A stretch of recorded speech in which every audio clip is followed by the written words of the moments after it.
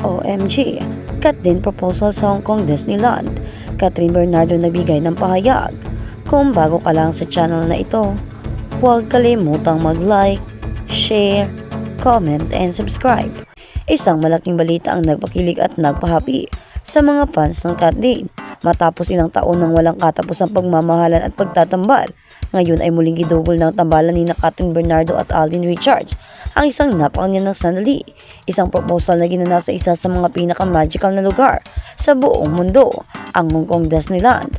Naging viral ang kanilang engagement at hindi lang ito basta proposal, kundi isang payag ng isang bagong yugto sa kanilang buhay. Ang lihim na proposal sa Disneyland, hindi maitatanggi na ang Catherine ay isa sa mga pinakamahal na tambalan sa industriya ng showbiz, at kahit na matagal na silang magkasama, tila hindi pa rin sila naubusan ng mga dahilan para gawing espesyal ang kanilang pagmamahalan. Nitong nakaraang linggo, isang hindi inaasahang kaganapan ang bumangon sa mata ng publiko habang naglalakbay sila ni Alden sa Hong Kong Disneyland. Isang nakakagulat na pangyayari ang nagbigay siya at kilig sa kanilang fans. Si Alden Richards ay ang kanyang kasintahan ay nagpropose kay Catherine Bernardo sa gitna ng pinakamahalagang okasyon sa mismong Disneyland. Hindi ito isang simpleng proposal lang, kundi isang makulay at puno ng kasiyahan na tumatak sa mga puso ng tao. Ayon sa ilang sources, ang proposal ay sinigawa sa magandang setting kung saan ay may mga ilaw ng Disney Castle ay kumikina at nagsisilbing backdrop sa kanilang moment. Nang matsyempo na ang lahat ay hinarap ni Alden kay Catherine ang isang gandang singsing. Magpapatibay sa kanilang desisyon na magsama sa mga susunod na taon. At si Catherine puno ng tuwa ang sumagot na may kasamang matamis na ngiti. Ang sagot na inaabangan ng lahat, oo. Matapos ang viral na video, hindi pwedeng hindi tanungin si Catherine tungkol sa espesyal na sandali. Sa isang exclusive interview, sinabi ni Catherine na hindi siya makapaniwala sa biglaang proposal ni Alden sa pinakasikat na theme park sa mundo. Ayon kay Catherine, hindi ko alam kung paano ko siya pasasalamatan. Ang pagiging magkasama namin ni Alden sa buong journey na ito ay isang napakandang biyaya. Hindi ko akalain na sa isang Disneyland mangyayari ang ganitong moment. Ipinahayag ni Catherine ang pagpapahalaga sa mga simpleng bagay na ginawa ni Alden para magpakita ng pagmamahal sa kanya. Hindi rin pwedeng hindi pansinin ang proposal na may personal na kahulugan sa kanilang dalawa, kaya't mas tumingkad pa ang kanilang pagmamahalan. Ayon pa kay Catherine, ang proposal ay hindi lang basta isang formalidad. Ito ay sa simbolo ng mga taon ng pagsasama namin at ang pagpaplano ng mga susunod na taon. Sinabi rin ni Catherine Bernardo na si Alden Richards ay walang kapantay sa pagiging tapat at mapagmahal, at sa proposal na ito ipinakita na ni Alden na ang kanilang relasyon ay higit pa sa isang love team. Ito ay isang matatag na partnership na binubuo ng tiwala, respeto at pagmamahal. Si Alden Richards ay kilala sa kanyang pagiging maalalahanin at romantikong tao, at sa proposal na ito muling pinatunayan ni Alden na hindi lang siya isang idol sa kanyang mga fans, kundi isa ring ideal partner. Ayon kay Alden, ang proposal ay isang paraan ng pagpapakita ng aking pagmamahalan kay Catherine. Gusto ko siyang maging bahagi ng aking buhay ngayon at sa mga darating pang taon. Ang Disney ay isa sa lugar na puno ng magic, at kaya doon ko nais na maganap ang isang espesyal na kaganapan sa aming buhay.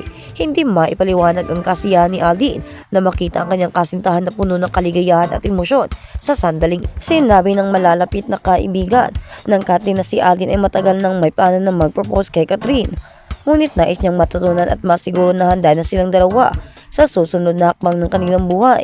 Sa mga simpleng gesture ni Alden, kita-kita ang determinasyon na maging tapat at magsama sa hinaharap. Wala nang kasing saya ang mga fans ng Catherine dahil sa proposal na ito. Ang hashtag na Catherine Proposal ay agad na naging trending sa social media. Ang mga fans na tambalang ito ay hindi napigilang magpahayag ng kaligayahan sa nangyaring proposal. Ayon sa isang fan, hindi ko kayang itago ang kilig ko. Ang proposal nila sa Disney isang bagay na hindi ko malilimutan. Sobrang saya ko para sa kanila. Nag-uumapaw na suporta ang ipinakita ng mga tagahangan ng Catherine sa kanilang idolo, at nagsimula na rin silang mag-share ng mga fan arts at messages ng pasuporta sa parehong aktor. Marami rin ang napapakita ng kanilang mga good wishes para sa magiging buhay ng magkasama ni Catherine at Alden, at may mga nagsasabi na ito ay isang pinakapaborito kong proposal sa showbiz. Wala nang makakatalo sa Catherine. Malaki ang naging epekto ng proposal na ito sa Catherine fans. Matapos ang matagal na panahon ng magkasitahan, wala nang makakapigil sa kanilang dalawa. At sa kabilang banda, Bumisita si Alden Richard kay Sandara Park sa set ng Be the Next 9 Dreamers. Ang K-pop superstar at ang Asia's multimedia star sa isang frame. Sa isang social media post, ibinahagi ng Korean pop superstar na si Sandara Park na nakatanggap siya ng bisita sa set ng upcoming TV5 survival reality program na Be the Next 9 Dreamers na kanyang pag-host.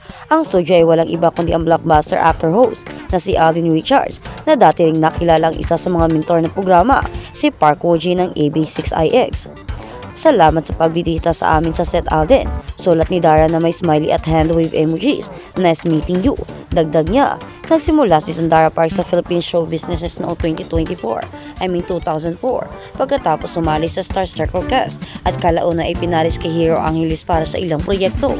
Pagkatapos ng 2 taong pagsasanay, naging bahagi siya ng quartet na 2-in-1. Noong 2009, nakilala sa sunod-sunod nilang mga hit na kanta tulad ng Fire, I Don't Care, Go Away Lonely, I Am The Best, I Love You at marami pang iba. Kamakailan muling nagsama-sama ang banda para sa isang special na reunion tour bilang pagdiriwang ng kanilang ika-15th anniversary na pinamagandang welcome back na dinala nila sa Maynila noong November. Bukod kay Sandara, ang panel ay binuo ng Exos Chen, Momo Lance, Yeben, ABI6I Park Wo-ji, Bang Yedam at Horizon 7. Vancy Malizon ay magkasama na rin sa Be the 9. Maglalaban-laban ang 75 male contestant mula sa buong Asia para maging bahagi ng 9-member boy group na bubuuin sa pagtatapos ng programa. Ang Korean choreographer na si Bae Wan-hee at ang producer na si Bol Sige ay lalahok din sa palabas bilang mga dancer at mentor nito. Samantala, first si Alden Richards sa billion-peso box office hit na Hello Love Again kasama si Catherine Bernardo. Malapit na mapanood ang pelikula sa streaming. Kamakailan din niya tinapos ang historical family drama na Punong Araw kung saan ginampanan niya ang papel na Eduardo de la Cruz. Ayon nga, sinasabi ng karamihan na baka may bagong tandem na magaganap kasi sabi nila itatandem daw si Alden Richard kay Sandara Park dahil tulad noong dati, baka maboom din sila tulad ni Catherine Bernardo at Alden Richard pero matatanggap kaya ng mga fans ang bagong love team na ito at baka makalimutan na muna ang Kat Din dahil mayroon ng bagong kapartner si Alden Richard. Sa pagbisita ni Alden kay Sandara Park sa kanyang series ay naging issue ito sa marami. Ika nga ng iba ay baka si Sandara Park nga daw ang gusto ni Alden Richard at hindi si Catherine Bernardo at tawang connection lang nila Catherine Bernardo at Alden Richard ay ang kanilang pag-promote sa kanilang mga new movies. Ika ng marami, sobrang sweet siguro ni Alden kay Sandara Park. Bakit niya ito binisita? Curious ang iba kung ano ang meron. Bakit niya binisita ang Korean star? Anong meron sa kanilang dalawa? Baka nagkakamabutihan na ang mga ito at isinikreto lang nila at ngayon ay lantaran na nilang ginagawa. Baka ready na ang dalawa na malaman ang kanilang relasyon.